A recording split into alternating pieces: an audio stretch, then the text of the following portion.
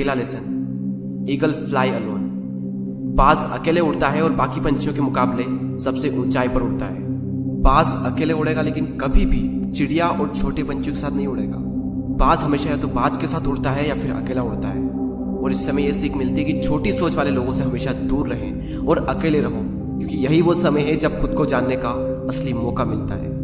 दूसरा लेसन, बाज का विजन बहुत ज्यादा क्लियर होता है और बहुत ज्यादा स्ट्रॉन्ग होता है। बाज अपने शिकार को 5 किलोमीटर दूर से ही देख लेता है, और जब एक बार उसे अपना लक्ष्य दिख जाता है तो उसके बाद चाहे रास्ते में कितनी भी मुश्किलें क्यों ना आए, वो अपने लक्ष्य को हासिल करके ही दम लेता है। इससे भी एक बहुत बड़ी सीख मिलती है कि अपना विजन क्लियर रखो और उसे हासिल करने में फिर चाहे कितनी भी मुश्किलें क्यों ना आए, पीछे मत हटो उस बाज की तरफ। तीसरा लेसन, बाज कभी भी मरे हुए जानवरों को नहीं खाता, वो हमेशा जिंदा शिकार करता है। और इससे हमें यह सीख मिलती है कि जो हमारा पास्ट है वो मर चुका है, तो अपने उन मरे हुए सड़े हुए थॉट्स पर ध्यान मत दो और अपनी आने वाली ताजी फ्रेश जिंदगी पर ध्यान लगाओ। अपने पास्ट की पुरानी यादें जो तुम्हें तंग करती है उन्हें वहीं रहने दो जहां पर उसकी जगह है, और तुम्हारे पास्ट की जगह है तुम्हारे पास्ट में, उसे वर्तमान में जगह मत दो।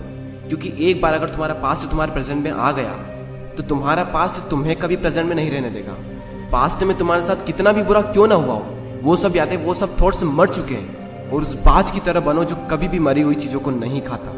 चौथा लेसन, जब आंधी तूफान आते हैं तो बाज बहुत ज्यादा एक्साइटेड हो जाता है। जब बारिश होती है तो सारे पंछी छिपकर बैठ जाते हैं, लेकिन बाज को बड़ा मजा आता है। जब तेज हवाएं चलती है तो बाज उन हवाओं के सहारे और तेजी से ऊपर की ओर उठता है, और ऊपर उड़ते उड़ते इतना ऊपर उड़ जाता है कि बादलों से भी ऊपर पहुंच जाता है। और इससे भी एक बहुत बड़ी सीख मिलती है कि मुसीबत में मजा ढूंढो। और नेपोलियन हिल ने एक बार कहा था कि हर बड़ी चुनौती अपने साथ में एक बहुत बड़ा अवसर लेकर आती है। तो उस बाज की तरह तुम भी अपने अवसर को पहचानो, और जिस दिन तुमने अवसरों को पहचान लिया तो सारी मुश्किलें तुम्हारे नीचे होगी और तुम उन मुश्किलों के ऊपर होंगे। फिफ्थ लेसन, बाज अपने घोंसलों में से सॉफ्ट घास को हमेशा निकाल देता है, ताकि बाज का जो बच्चा होता है वो उसमें कंफर्टेबल ना हो सके। क्योंकि अगर वो घोंसले में कंफर्टेबल हो गया तो वो वहीं रहना पसंद करेगा, लेकिन बाज ऐसा कभी होने नहीं देता। बाज एक पंछी है और उसे भी ये बात पता है कि there is no growth in comfort zone. लेकिन हम तो इंसान है ना, और इंसान होने के बावजूद भी कई सारे लोग इस बात को समझते ही नहीं।